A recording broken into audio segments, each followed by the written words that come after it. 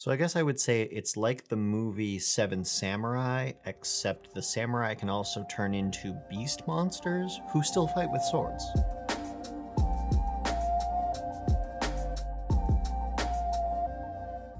Hey guys, welcome back. Today I wanted to do a quick little review of this game here, Samurai Spirit.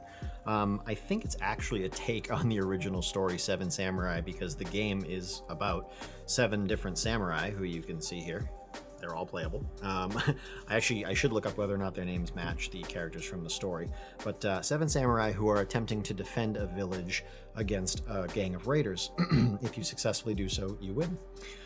So it's a pretty straightforward game. It's fully cooperative. I picked it up on a whim. I was at Barnes & Noble's a while back and I saw it and I thought it looked cool and I grabbed it. The game is pretty easy to learn, pretty easy to play through. It does have 2 little downfalls and I'll get into them, but basically it can get a little ruddy depending on the situation that you are in and the specific samurai that you are playing.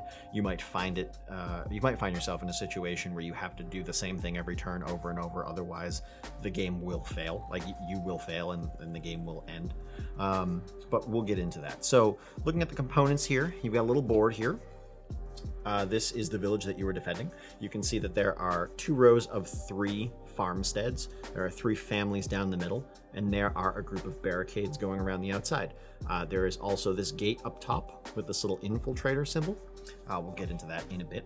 You've got the raiders. This is the raider deck here. Nifty little symbols there. And this is what the raiders themselves look like.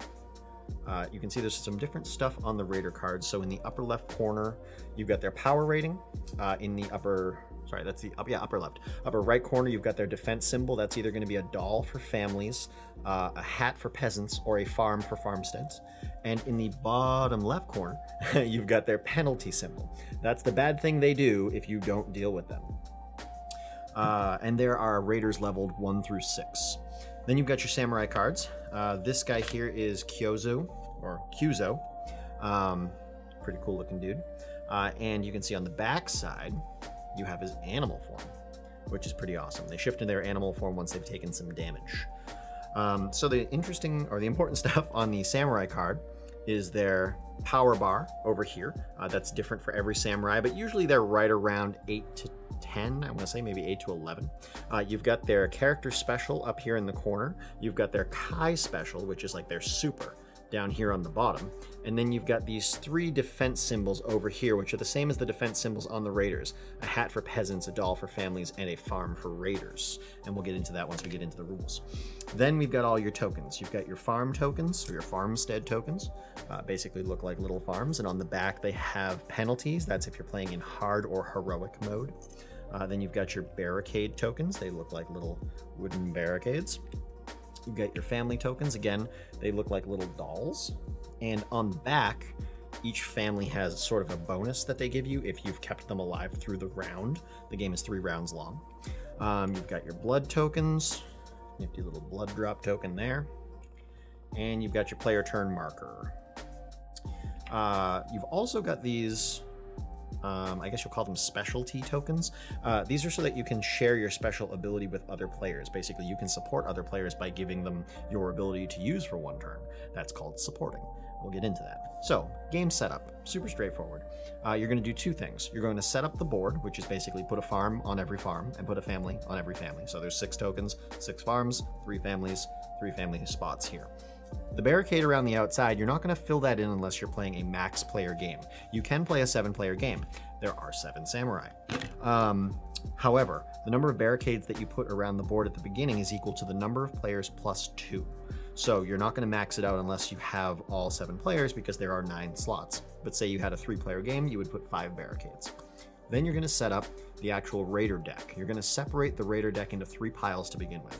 You've got your raiders powered 1 through 4. Those go in 1 pile. Then you've got your level 5 raiders and your level 6 raiders. Those are 2 separate piles. The level 5 raiders are lieutenants. The level 6 raiders are bosses. At the beginning of the game, you're only going to be fighting the 1 through 4s. Or I should say in round 1. So you're going to take your 1 through 4 pile, you're going to shuffle it up, and you're going to pull out a number of raiders equal to the number of players times 7. So 2-player game, 14, 3-player game, 21, 4-player game, 28, so on. That's going to be your starting raider deck for round 1. Shuffle that, put it down on the side of the board. I think it says to the right side of the board. Yep. can actually see there's a raider symbol over there. So that's your raider deck, and that's your board setup. Everybody's going to randomly draw, or choose to draw, whichever you like, the samurai that you want to play. And you're going to take your little samurai meeple marker here, which is pretty great, and you're going to stick that on your power track on 0, because everybody starts at 0. Then you're going to start the game off. On your turn, you're going to do one of 3 things, though to me it's one of 4 things.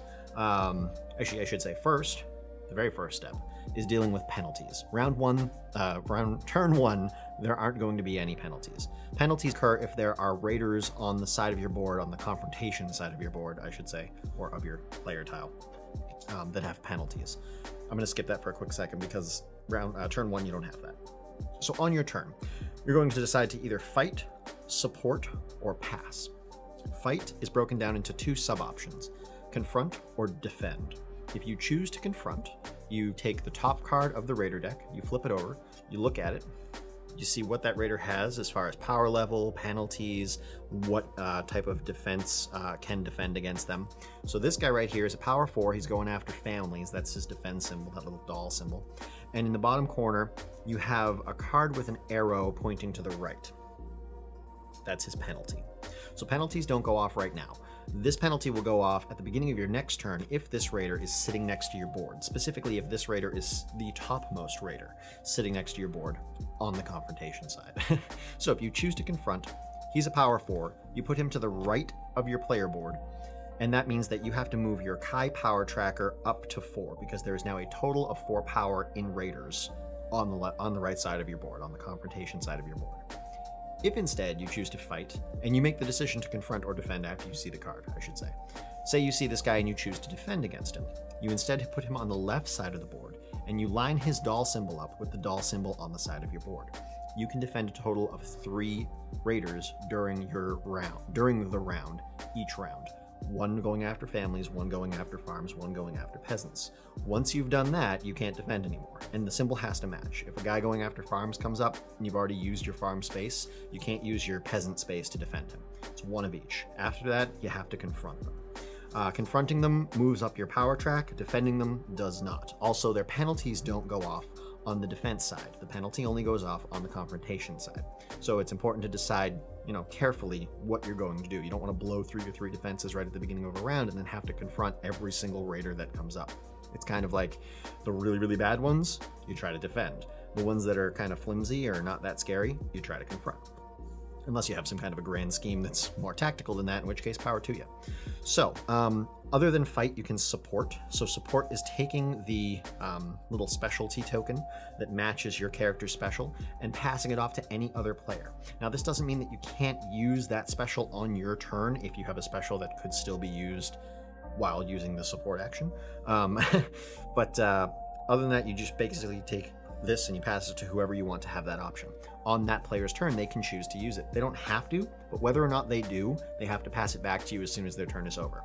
Now, I should also say that a player can have any number of support tokens passed to them and can use any number of them, including all of them, and can also use their own special power with those support tokens. So a player could have, 3 or 4 of these passed to them and use all of those and their own in one turn if it works out that way. But whether or not they use it, they have to pass it back to you because they don't just get to hold on to it.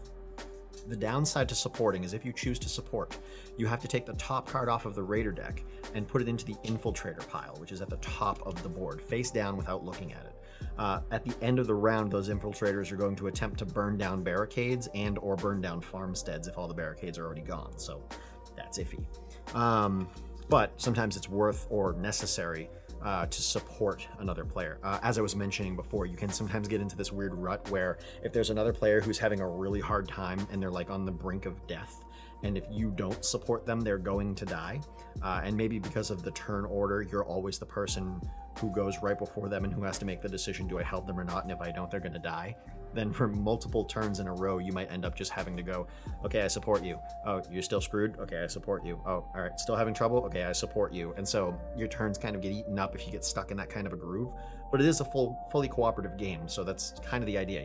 You either win as a team or you lose as a team. I forget if I mentioned already, but if any single samurai dies, which is a total of 4 wounds, that true? 1, 2, 3, 4 wounds.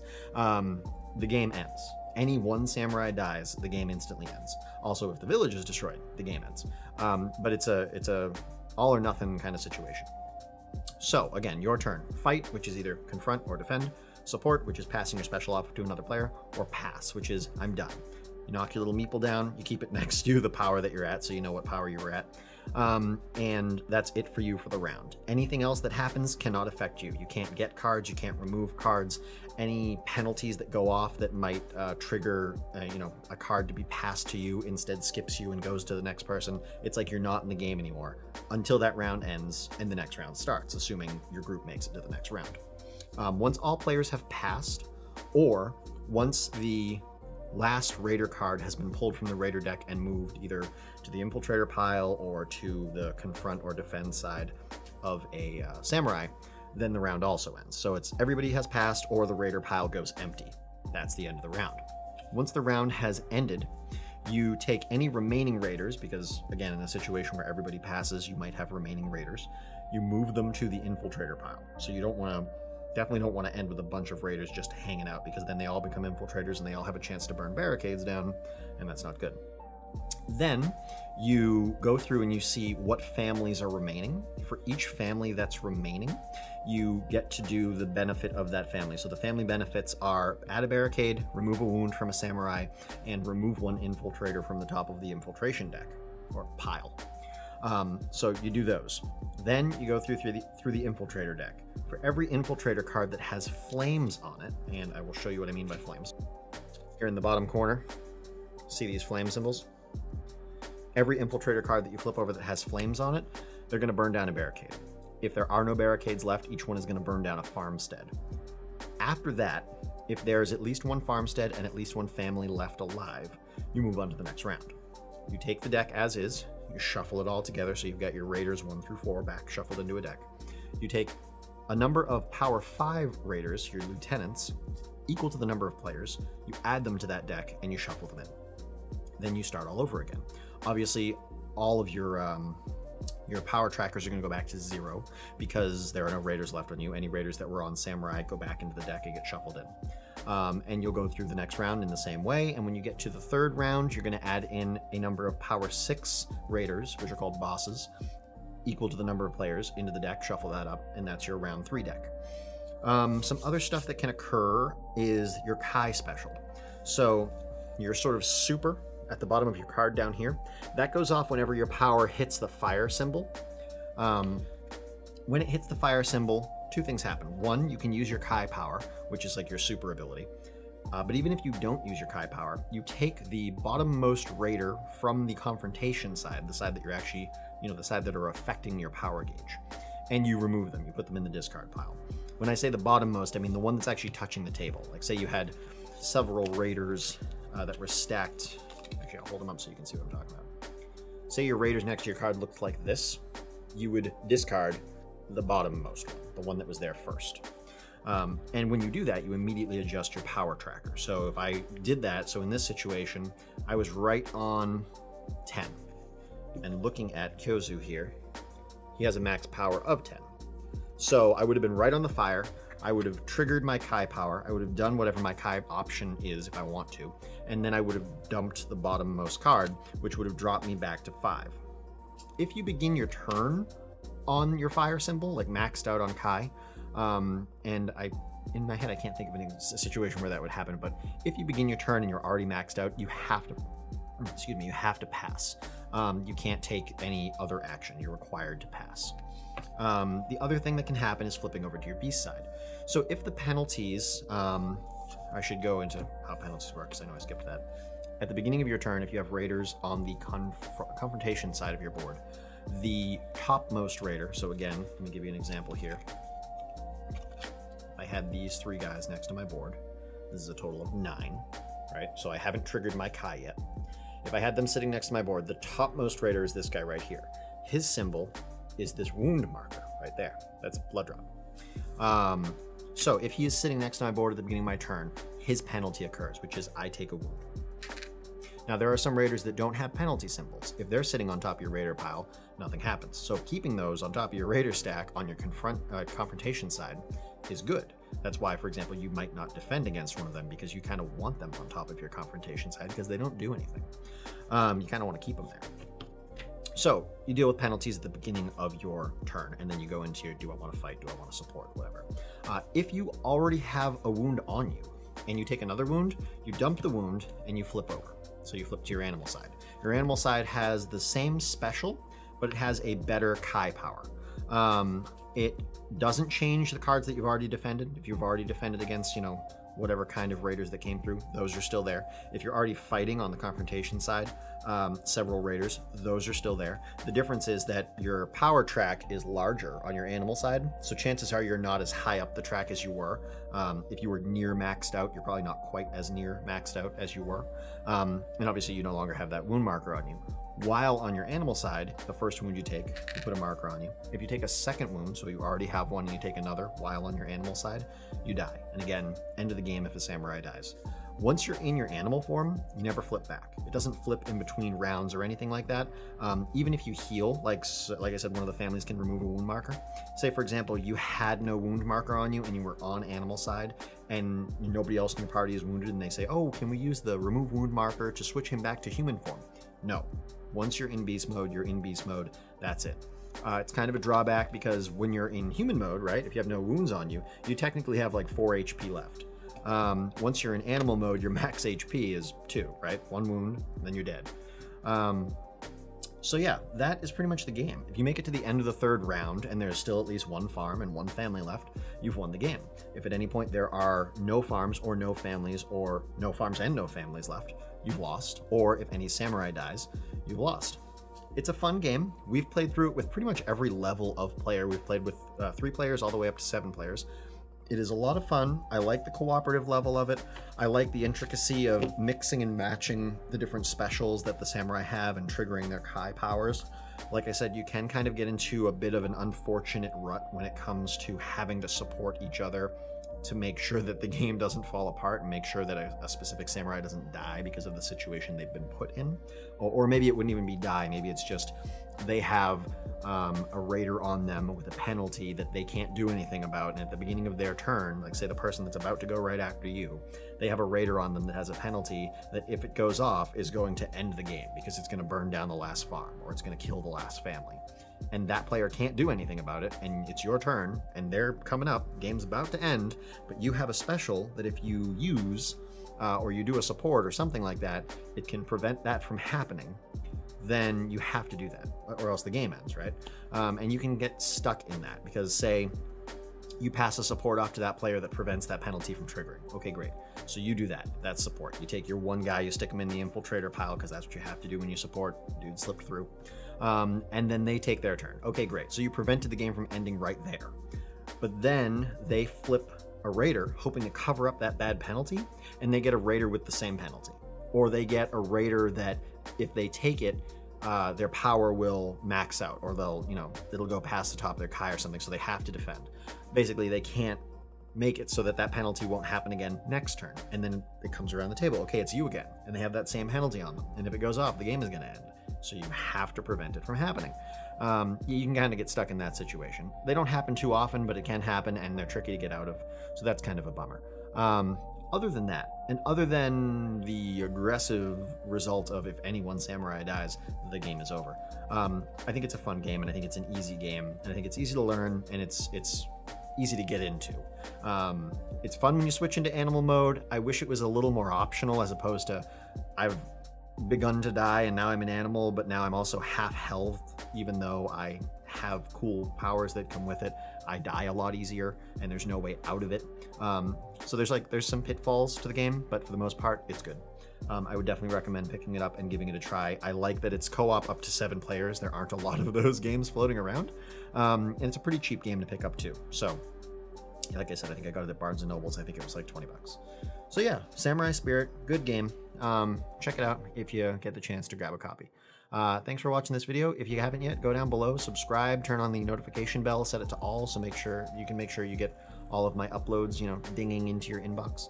And if you like the video, click on like. If you dislike the video, click on dislike, and leave a comment. Let me know what you thought. Let me know if there's anything you want me to cover in the future.